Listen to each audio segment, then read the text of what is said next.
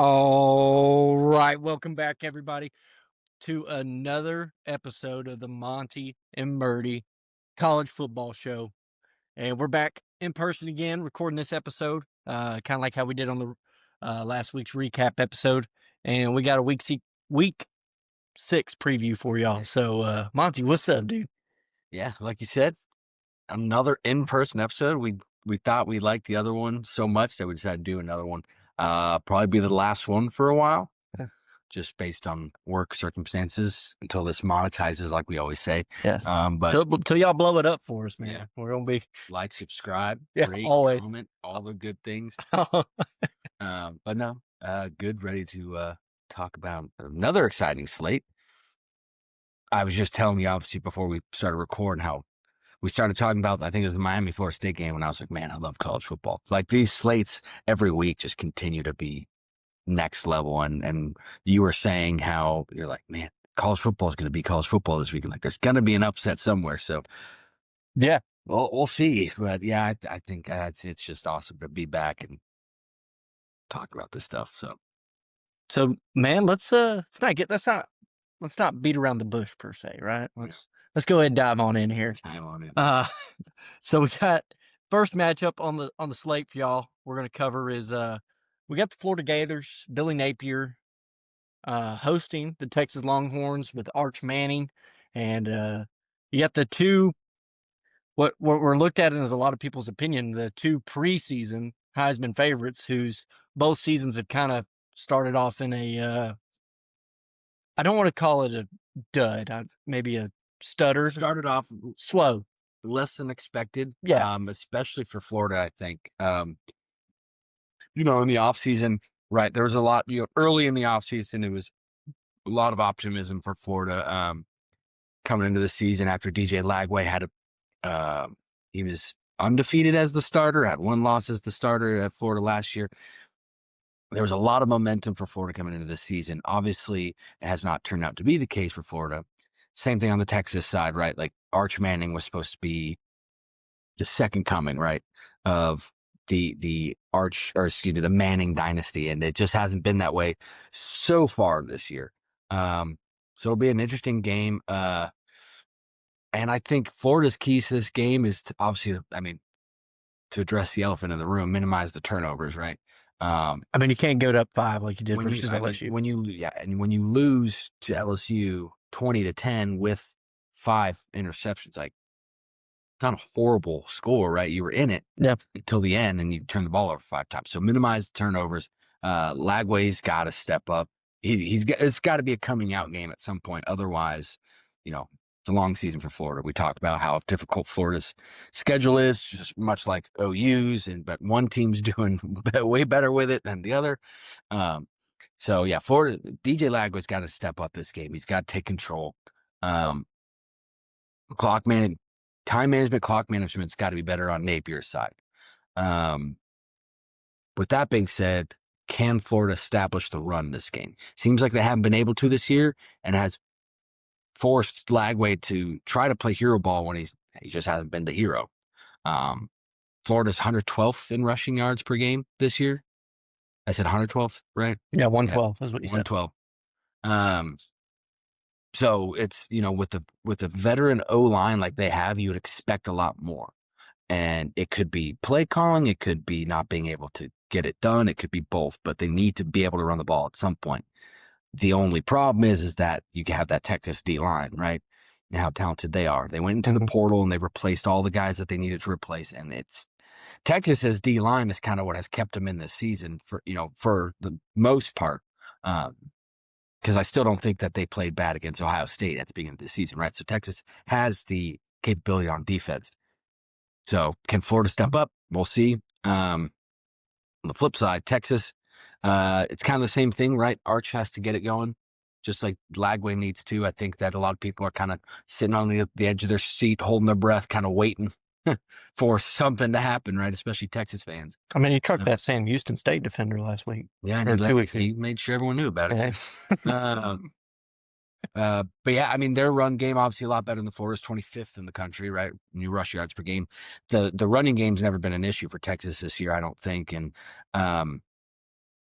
but they'll have to, we talk about defense travels Yeah. and the run game typically travels. Right. So being able to establish the run game early for Texas is pretty monumental, and I think they will. But overall, I think Arch is the key factor here, and I think he'll play a little bit better than DJ Lagway, and that's why I'm going with Texas to win this game. Yeah, I think you kind of hit the nail on the head there, right? Florida's defense, they're going to have the swamp behind them. They're going to try to make some plays. Easy place to win. Tennessee can attest. Yeah, they're going to make some plays. I think they will show up and do their part. I mean, they've done their part in just about every game this season. I mean, even the ones, think of some of the close ones Florida's lost. LSU, they kept them in that game. USF, they kept them in that game. Who else did Florida lose to? Ole Miss? No. I think they only got the 2. 2? Maybe I'm wrong. Either way. We can find out. Yeah, we'll have the producer look it up. Either way, as I'm going into it. Yeah, I think Florida's defense will show up as they have all season for them. However, whenever I think about, hey, what we need is Florida to get their offense on track. Do I think the point where you get your offense on track is whenever you face the best defense that you've played this season? Yeah. And that's defense travels, right? Miami. So that's awesome. Sorry. Yeah. So Miami. So they got 3, right? Yeah. So yeah, is this where they're going to find their footing as an offense? And it's just kind of hard for me to say that, hey, DJ Lagway is going to figure it out against the best defense that he's probably faced this season, against arguably the better D-line that he's faced this season. I mean, there's some contests. Miami fans, I'm not trying to insult you, right? Like Miami is very solid on the defensive side. It's a 1A, 1B interchangeable, right? Like it's, but is this going to be the game where he figures it out? And I just don't know if I can confidently say that that's where he's going to be able to put it together. Now you take it to the Texas side of the ball, right? They're going to be playing against the Florida defense that's played very well. Kept them in a lot of the games. I just think Arch, at least from what we've seen from him so far, he might not make he hasn't made, all the tremendous Heisman-looking worthy plays, but he hasn't lost them the football game. And I was going to say, he hasn't needed to. He hasn't needed to. I mean, you probably could have used some from him at Ohio State, right? Right. You could have wanted some there. First true road start against Ohio State. Yes, he didn't look great against him, but I did give him the benefit of the doubt. And then there's the rumors about him being banged up, this and that. But everyone has their freshman moment, even though he's not a freshman. Like everyone's got their first that. Right. Yeah. That was a tough environment, but no, that's a tough environment for anybody to go play in. But he hasn't needed to really be the heroes, I guess. That's what I'm getting at. But my kind of whole point was that I don't think they need him to, right? They're good enough at a point where they can rely on their defense. As long as Arch isn't out there losing them the game, which he hasn't really done this season. Now granted, he has, there's been times where he's throwing dirt balls, stuff like that. Right. But you're not losing football games because of Arch's play. He's not turning the ball over excessively, where we have actually seen that characteristic in DJ Lagway this year. So whenever I'm weighing that, I'm like, well, as long as Texas doesn't lose the game on the offensive side of the ball, I think their defense will travel and their defense will be able to probably capitalize on some mistakes maybe that Florida's still going to be working through. So yeah, I got to go with Texas in this one. I think they're going to take it. We don't normally do score predictions here. I do have some for this week. I put a little thought on them. So I think I like Texas like 25-13 here against Florida. Yeah, I was going to say low scoring. I think it'd be similar to that LSU Florida game. Yeah. Score, that 20-10 range. Yeah, 20-10, somewhere around there. Yeah. All right, so we're both taking Texas. Both going with Texas over the Gators. All right, so what say you about the college game day, Vandy at Alabama, Vanderbilt at Alabama? The Pavia Bowl. The Pavia Bowl. The Get Back Bowl for Bama, some would say. Yeah, what say you? Man, so whenever I think about this one, right, obviously Vandy's what they've been able to do under Clark Lee and Diego Pavia as he's going on his 13th year as a college football quarterback. Something like that. 13, 14, somewhere around there. They played really good football this season, and my question is, do you think this if this is the Bama that shows up that played Georgia, I just don't know if Vanderbilt's got the guys to match up against that Bama. And that's the thing, right? So, not to bring up last year, but it makes you think because last year Bama was coming off the Georgia win. Yeah. And they turn around and they get Yeah. upset by Vandy. And the thing is with that game last year is, Bama didn't. Bama was blindsided by Vanderbilt, right? No one saw Vanderbilt coming. No. This year, you see Vanderbilt coming. You know that they're good and they're capable of beating you. Obviously, they got the guy at the helm, at the quarterback position, and the head coach that did beat you last year. So with Bama now seeing them coming, right? You're not going to sleep on them, right? Yeah. Well, you'd hope not. Yeah. And now coming to Tuscaloosa. So yeah, I just don't know if I think. Here's what you didn't see. What you see from Bama this year looks more like the Kalen DeBoer offenses back when Michael Penix was throwing the ball at Washington. Last year was a little different with Jalen Milroe. They were, he's kind of more of like a dual threat guy, more focused. One of Saban's guys. Yeah, more focused on the run. But what you've seen so far, I mean, outside of the Florida State game, is once Ty Simpson's kind of found his footing, you've seen this Bama team be able to stretch the ball downfield. It's kind of more of a dynamic pass offense like what Kalen DeBoer had at Washington, and just showing kind of elements of that. And I think it makes them more effective, right? I mean, we kind of saw how Bama struggled later in the season once people started to pick up on what they were trying to do with Jalen Milroe. Yeah. So I think this Bama team is going to be able. They kind of know who their identity is. They've kind of already gotten their gut check this season, right? As opposed to riding high, coming off a Georgia win. They already got their gut check, right? Florida State already, and tomahawked them, if you will. Yeah, there you go. No problem. I mean, we talked about that on the last episode. Kind of right, Bama was kind of better off that they did get that gut check game out of the way early because it seems like they haven't looked back. Same thing with Ty Simpson's level of production. It seems like he hasn't looked back since then because after that Florida State game, it was like, ooh, is Ty Simpson the guy? And then now he's like, and Heisman talks as he should be at this point in the season. So my thing is with Bama, I know they can't come out flat like they did against Florida State. They come out flat. Diego Pavia and that offense are going to capitalize on that, right? I think that with that, Ty Simpson needs to further prove that he belongs to that Heisman talk in that Heisman conversation. I think a lot of differences that Bama can have in this game that could separate them from Vanderbilt, especially late, is the talent on the outside.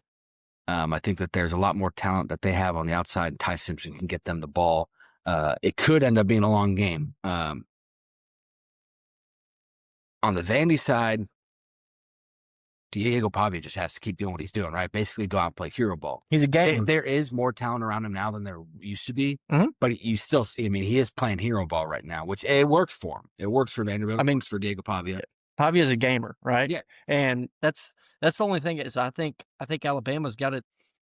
You're not comfortable. You're not sitting comfortable in this game if you're Alabama and you're not up 10 going into the fourth, right? If you're up 7, you got. If Pavia's within a chance, right, he's a gamer. See, I think if this game is close down to the wire, I think that both quarterbacks can win in a shootout. It's just what's going to separate that if it does come to that. And I think that talent-wise on the Bama D-line, the pass rush, if it came to a fourth quarter thing. You'd like them to be able to close it out? I just think that the pass rush would be the difference, and Ty Simpson's just going to continue to throw the ball downfield if it's been working that game. But yeah, I think the pass rush will end up being too much for Vanderbilt, and I think that Ty Simpson he just has they both have the production, but I just think Ty Simpson has more talent around him to where they can separate more likely than Vandy. So I'm taking Alabama. Yeah. I mean, yeah. And that takes a lot for me to say. I mean, yeah. I would rather a meteor strike hit this game than anybody win, but right. But I mean, it's not necessarily a hot take, right? Alabama's a 10.5. And everyone just the game couldn't be completed. Right. That's what you meant. Got it. Yeah, Alabama's a 10.5-point favorite here, so it's not a controversial thing saying that's the thing. I can't give a prediction on whether Vandy covers or not because I don't know. I just take Bama outright. Bama I outright. think it could be close. I think it could get to that point. We'll see. Yeah, I mean, I'm with you. I'm taking Alabama in this one. Like I said, I put together a couple score predictions. This one is fell right around a 35-23 Alabama win, 35-24 Alabama win, somewhere around there. So you're taking Alabama to cover. Barely. Alabama cover by 1 or 0.5. See, I was not confident enough to take Bama cover, but we'll see. So you go ahead. Which game do you want to touch on next? Because I know which one we have next in the order, but we could go down and then come back. I don't have a ton of notes on the Texas Tech Houston game. Let's go dive in there. Yeah. Yeah. I mean, all I'll say, the reason why I don't have a ton of notes on it is just because I think Texas Tech is just going to continue doing what they've been doing. Yeah. I look at Texas Tech this year with the talent, right, that they acquired in the offseason. I look at Texas Tech as kind of like an outlier of the Big 12. I don't think they're not a Big 12 team, really. I think they more align with like an SEC team. Money-wise, yes, right? Money-wise, but also talent-wise, because they brought a lot of those guys in from those places. Yeah. So props to them, the NIL. I mean, that's what you got to do in today's world. Yeah. If you want to compete with the SEC and the Big 10 nowadays with the money that's there, you got to go out and spend the money. And that's what Texas Tech did, and it looks like it's working for them. I heard something that I really liked earlier today. It's like Texas Tech, the month that they were supposed to be struggling was September because of all the cohesion. Yes. And they haven't struggled. So now you got all that coming together and there was no struggle. I just think as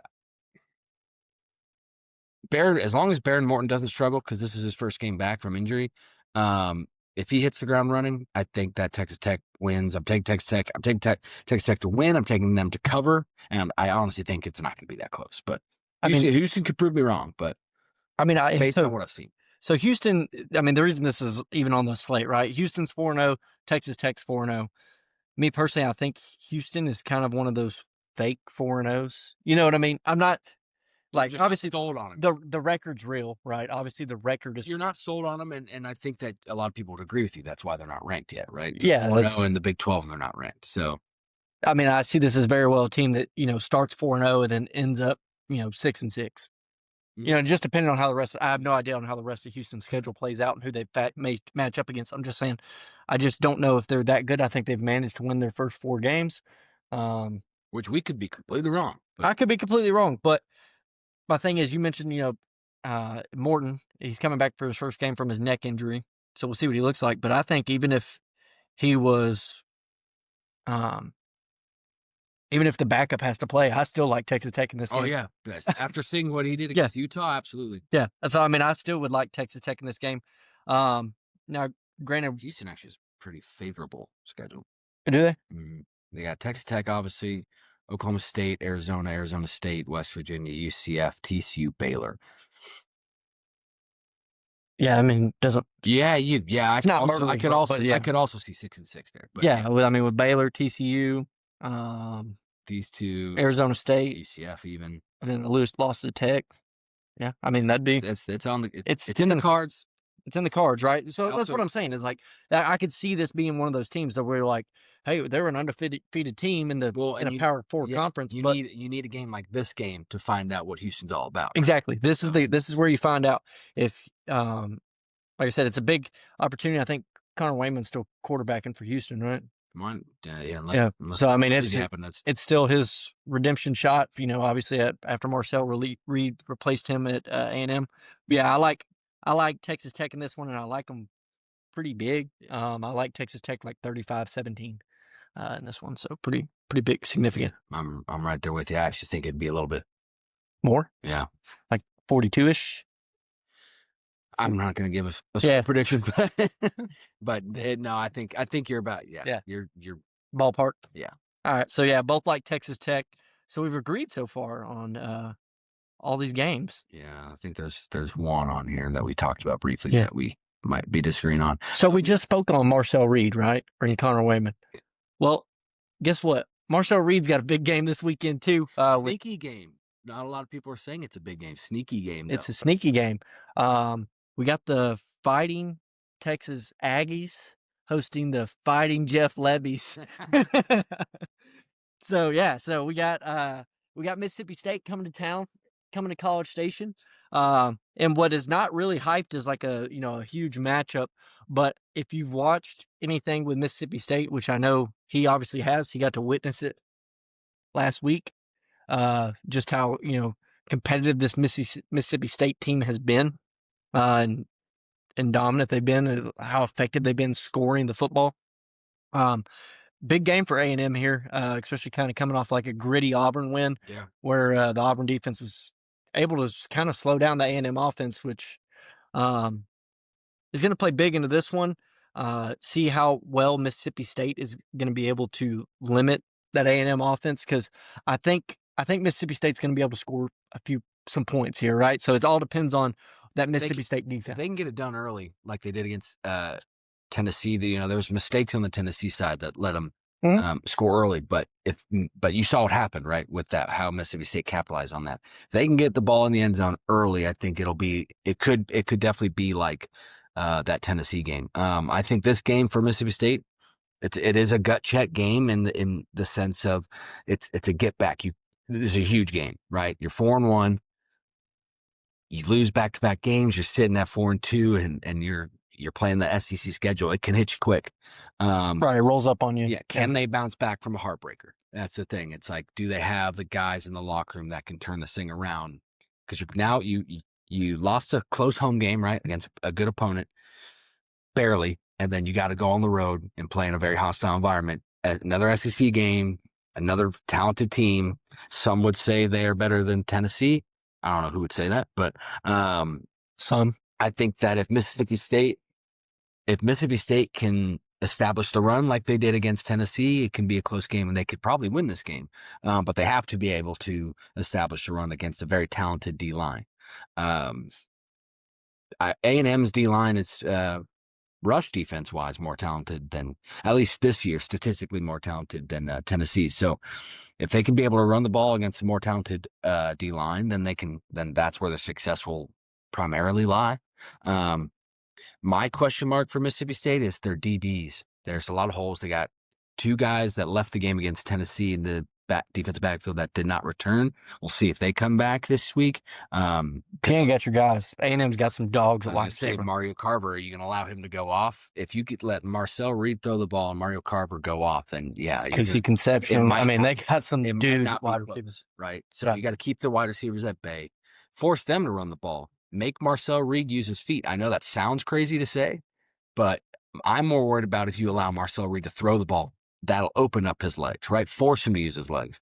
I think that's where you'll find your success defensively. Offensively, you got to keep Blake Shapen on his feet, right? You saw what happened. He was sacked, I believe, 5 times against Tennessee. And I remember watching that Tennessee at Mississippi State game, and I was like, he can't throw the ball against us. Like, he can't throw the ball. Anytime they'd drop back, they would go 3 and out, or they'd stall out, or they'd make a mistake. It was the run game that wasn't able to be stopped. So let Blake Shapen not have green all over his white jersey by the end of the game. I think that's keys to the game. On the flip side, basically what I said, right? Marcel Reed needs to be able to throw the ball. Keep him upright. Let him trust his guys. He needs to throw the ball better than he did against Auburn. Otherwise, it can be close late. And I think Mississippi State is far more capable of scoring points than Auburn is. Yeah. I think they also... But they suffer from kind of the same deal, right? Shapen and Arnold, they both have that. We can make it upright. Yeah, can't stay upright. I don't know if you want to... Is that a syndrome, or is that just, just kind of a... I don't know. Yeah, it's like they both kind of have that similar issue. See if A&M is going to be able to expose it here against Mississippi State. If they can put Shapen on his back, and if they could just load the box and stop the run game. If you just play it with 4 and let your linebackers kind of just fill gaps and plug in, try to take away that Mississippi State run game. I don't know if there's really if Mississippi State's not able to run the ball, I don't know if there's an effective path to victory for them.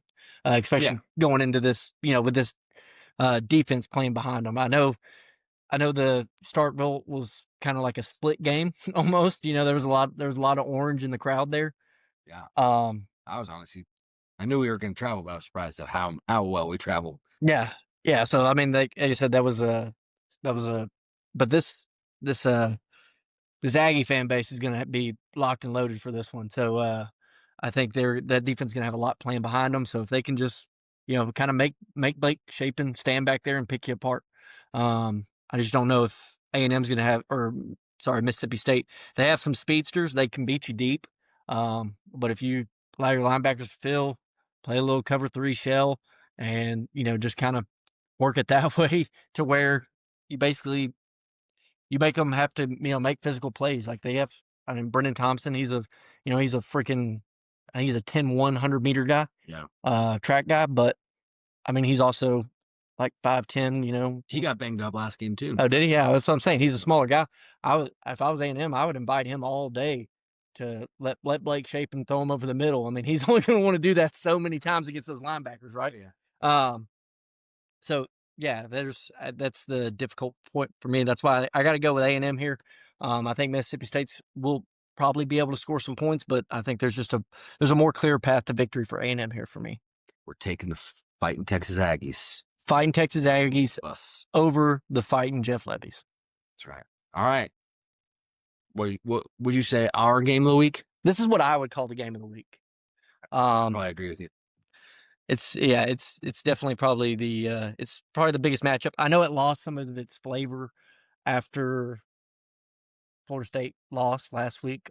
This would be people are saying that, man, but I think that this is, I don't, for me at least, I don't think it lost any flavor. It actually kind of makes it more interesting. Yeah, adds a dynamic to it. So we got the Miami Hurricanes traveling to Florida State, take on the Seminoles, and yeah, we both had a hard time picking this one. It's tough to pick. It is a tough one to pick. I think more tough than a lot of people would think. Miami, I mean, everything that they've been doing this whole season, they need to continue to do, right? I think that goes without saying. Carson Beck needs to start fast and stay consistent like he has been. Take the crowd out of it early. We've talked about that, it being a night game in Tallahassee. That throws the other dynamic in it, right? You don't want to play there and let them get hot. Let the student section get hot at night, right? Whole stadium gets hot in that thing, dude. Yeah. Get to Castellanos early and often. Get him flustered. You make him not trust his O-line. Get him squirmy in the backfield. Make him throw on the run, but like flush him out. Make him not feel comfortable, right? And then, of course, with the talented D-line that Miami now has this year, they got to slow down the Florida State run game, right? They're number 1 in the country. Florida State is in rush yards per game. They love to run the ball. Gus Malzahn loves to run the ball, loves to establish the run. Miami's got to curtail that pretty quickly. You got to make Castellanos throw the ball, throw to win.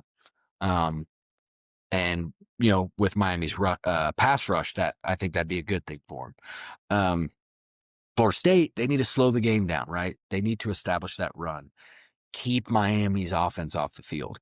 If they can do that, long sustained drives, that'll eventually open up the play action. You can establish the pass and cut Castellanos loose. Let him run the ball. Let him throw the ball. Let him do his thing, right? That he's comfortable doing. That's Florida State's key to this game. And, if they start faster than Miami and they keep Miami's offense off the field, you literally cannot, that will not allow Miami to score points. I mean, it sounds stupid, but that's what they need to do. And as long as they have I think it's the time of possession that's the key to this game for Florida State. And actually the key of the game in general, right? If Florida State dominates the time of possession, I think that they'll end up having a really good chance of winning this game. The only issue is I just don't think that they will do that. And I think Miami's pass rush and their D-line and their front 7 as a whole are going to be able to stop that run game just enough. And for that, I'm taking Miami, and I said that I don't think Florida State's going to, or I do think they're going to cover. And they're Miami's 4.5. I think it's 4.5. Yeah. And I think Florida State will cover. So with this one, right? I think it's close. Very I, close. I think Miami, they're really solid on the defensive front, right? Their front seven's incredible. So Florida State's O-line, they got to look at that as a challenge, right? And they've made themselves on running the ball, being the more physical team in every game they've been in this year. Even against Virginia last week, right, they got upset. But if you were watching that game, you saw, Florida State made tons of critical errors, 2 fumbles near the goal line, one going in at like the 2-yard line, a fumble, so it's like they had plenty of opportunities to where they should be coming in undefeated in this game. Mm-hmm. And it's your own mistakes that held you back. But even in that game, they're the more physical football team. I think you've got to make yourself part of that. And I think you got to negate some of that Miami pass rush. I think you want to get Castellanos. He's very comfortable rolling out of the pocket, throwing on the move. And that's kind of where you got to get him. You got to, pick him out to one side and, get him away from that pass rush. Let him sit back, be comfortable. Because, being comfortable for him isn't just, he doesn't have to sit in the pocket. He's comfortable rolling out on the move. So get him out on the move and be able to attack this Miami front running the football. With both, Gavin Sawchuk and Castellanos himself. Now for Miami, like I said, they just got to keep doing what they've been doing, right? They've if it ain't broke, don't fix it. No, if it ain't broke, don't fix it, right? And it doesn't seem broken. No, they've been, they've Carson Beck in that offense. They've been scoring enough points, keep Miami, ahead in most of their games. They've trailed very little, won all their games, and I think the Notre Dame game's like the only game they trailed. Yeah, like I said, it wasn't. If they have trailed, it hasn't been much this year, so they've been effective, just kind of keeping leads, maintaining it, and letting their defense go after the other team. But it's another one of those games. If this comes down to a fourth quarter game, right? The crowd behind it, behind Florida State, right? That's a tough. Trust Miami? Are you going to trust Carson Beck's poise, or the momentum of the home team? Well, that's where this game's gotten tossed up for me, right? That's what I've been debating whenever I was talking about. I've been debating this game all day, back and forth. I started this morning. I was going Miami. I went back to Florida State. I went back to Miami. And, as I'm sitting here debating it now, it's like Carson Beck has been there, done that. Castellanos, not necessarily in the same ilk, right? Sounds like you're talking yourself towards Miami. But who do I think is the more dynamic playmaker out of the two, right? Who can I think to make a hero play? Now, whether that hero play be Miami fans would probably say it's Carson Beck, right? But I think Castellanos might be the more dynamic player. Yeah, overall, right? Playmaker ability, yeah, but like athleticism, athleticism, and something kind of. I just don't. There's a lot of Carson Beck. He's fantastic, and he's been great for Miami this season. He's been great throughout his career. It's just you don't see those moments whenever you go back and you've watched him through his. You just don't have that big moment where you're like, "Damn, dude!" Like the incredible thing. And I think Castellanos might have a little bit more of that in him, but like I said, with the crowd, it's gonna be a dogfight. It's gonna be a dogfight. If it gets to a fourth quarter game, that's what I'm expecting here. Like I said, we talked about it earlier before we started recording. There's 3 outcomes of this game, right? We get a fourth quarter dogfight. Florida State barely wins. I wouldn't be surprised. Well, yeah, wouldn't be surprised. Fourth quarter dogfight. Miami pulls one out because they're the more poised team, and their defense is able to close out something with Castellanos. Wouldn't be surprised, right? Or the third option is that Miami blows them out. Wouldn't be surprised. Wouldn't be surprised, right? But any other outcome, you'd be surprised in, right? Something besides that happening. But for this one, man, I think Florida State coming off of a loss, and a loss the way they did, I think that is a good reality check for this team, especially a team that might have been feeling themselves a little bit after you started the season really hot. You won a game that nobody expected you, nobody picked you to win in Alabama. And then you get a little bit of a gut check right coming into this one, probably looking ahead, looking a little bit past Virginia than what you should have. At least I know the fan base was. I don't know about anybody else, but the fan base was looking towards this Miami game. Get that gut check, and I think they're going to come into this one ready to fight, knowing what's at stake for them. Right, the ACC, playing in the ACC, you're not to make the playoff. You can't. there's not as many losses on the table for you, right? That's just kind of a hard reality of your You can schedule. afford less and less as you go on if you lose another one. Exactly, right? So, I mean, I'm not saying this is a playoff elimination game for Florida State, but your mindset needs to be, hey, we got a lot riding on this one. So that's what's going to lead me to go with Florida State. I'm not saying I love the pick, right? I see. Yeah, well, I mean, because prior to us recording, right, I was struggling with picking this one too, and I said, and I told you I wouldn't be surprised if Florida State ended up winning. I wouldn't be surprised if Miami. I think what in my head when I was going through it right before I picked, I think what my thing is, I need to see Miami not do it before I say they can't do it, right? Like I just, like I said, if it ain't broke, don't fix it. I need to see him screw it up before I believe that they're going to. So until then, I'm taking Miami in this one. They've looked like one of the most consistent teams through 5 weeks. Other than Ohio State, but Ohio State, other than them, the Washington game, they looked impressive. I will say that, but and then obviously their defense looked very impressive against Texas. So it's like those two teams. Those are consistent. The two constants right now in college football. So until I see it, and we may see it against Florida State, but until then, I'm riding with Miami. All right. So only game we got different. I'm leaning on a little bit of craziness happening. Right. I can't expect every team that's favored to win. So I got to go with Florida State. Maybe getting a little tomahawk chop here. Hey. It's all about you, baby. It's all about you. All right. So that's going to wrap it up. You got anything else on this week's episode, man? No. Nothing. For all our bettors out there, I do got a little sneaky pick for y'all. Do with it what you will. UTSA is favored 6.5 over Temple.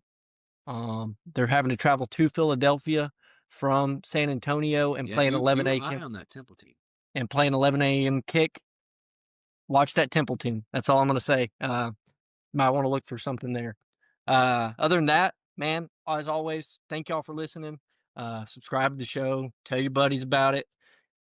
Make your wife watch it in the car with you. Whatever you feel like doing. We support all of it. Throw it on for the baby when they're falling asleep. In the cradle. Just throw it on a little bit. Got to get them ingrained early if you want to raise some diehard college football fans. So better to get it. And it helps us. Yeah, it helps us out, right? As many views as we can get. So, man, thank y'all for listening. And till next week, we'll catch y'all. Peace.